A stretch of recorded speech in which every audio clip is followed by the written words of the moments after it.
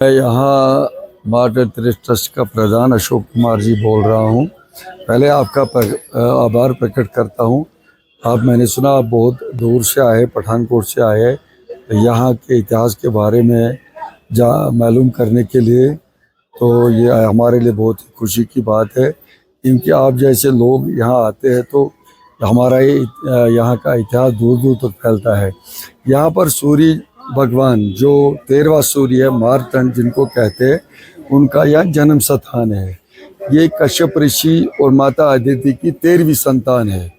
उनकी 12 संतानें है जिनको बैसाख, जेठ, हाड़, श्रावण के नाम से जाना जाता है। ये 13वां संतान है। ये मार्तंड जी के नाम से जाना जाता है। आजकल इन्हीं का महीना चल रहा है जिनको अधिक मास कहते हैं, डोगरी में इसको लवन मास कहते हैं। और इनको भगवान विष्णु ने अपना महीना परशोत्तम मास दे दिया। इनको परशोत्तम के मास से भी जाना जाता है। और इनका इतिहास जो है, भगवान विष्णु ने इनको वरदान दिया है कि जिसके भी एक्सीडेंटल मौत हो, चाहे लोग बाढ़ में जो जिसकी लाश नहीं मिलती है, फौज में मरता है, लाश नहीं मिलती है, एक्सीडेंटल मौत होती है, उनका यहाँ पर पिंडदान होता है।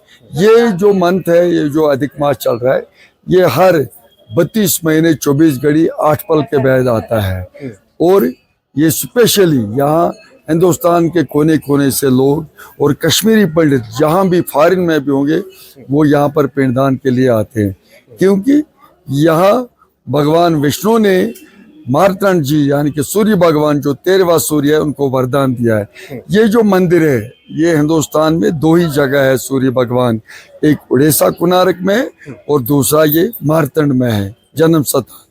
तो इसलिए यहाँ पर विष्णु भगवान ने मार्तंड को एक और वरदान भी दिया कि रोज यहाँ पर पिंडदान होते हैं, मगर सुच्चे मुंह, मगर स्पेशली अधिक मास में ज्यादा महत्व है।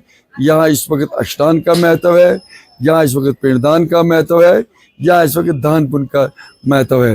ये जो दान पुण्य यहाँ पिंडदान करता है, उनके बुजुर्ग जो मरे हुए होते हैं वो सीधा उनको मोक्ष मिलता है, वो स्वर्ग प्राप्त करते हैं। और जो यहाँ स्नान करता है वो पुण्य प्राप्त करता है। अशोक जी, बात करें कुछ समय पहले हालात जो कश्मीर के थे, मटन के थे, वो ठीक नहीं थे, तो अब कैसा माहौल है जो इस मंदिर का या मटन का है?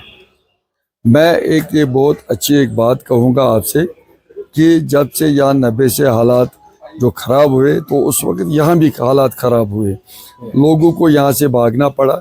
यहाँ 600-700 पंडितों के घर थे, सरदारों के भी घर थे, मगर पंडित जो थे वो मैक्सिमम यहाँ से चले गए। सिर्फ 30-40 घर यहाँ बैठ गए।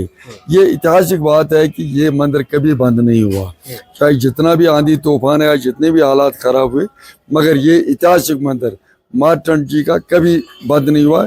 यहाँ लोग जो थे वो इसकी पूजा पाठ करते थे और यहाँ पूरा सिक्योरिटी का इंतजाम था। मगर 90 के बाद यहाँ कोई अनटोड़ नहीं हुआ।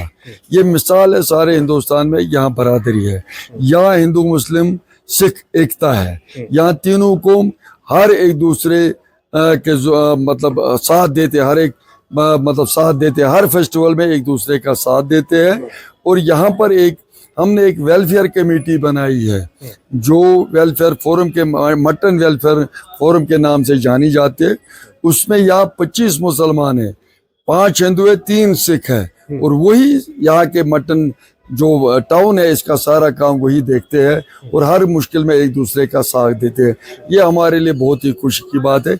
इसलिए यहाँ पर बिला रोक टोक यात्री हिंदुस्तान के सब स्टेटों से यात्री रोज आते, एक दिन नहीं, यहाँ रोज यात्री आते क्योंकि ये अमरनाथ का पहला पड़ाव है। यहाँ छड़ी आते हैं, यहाँ 2 बार छड़ी आते हैं, महंत जी आते हैं। पहले आषाढ़ की पूर्णिमासी को यहाँ छड़ी का स्नान होता है, पूजा पाठ होता है। फिर श्रावण की एकादशी को फिर छड़ी आती है, उसका पूजा पाठ होता है।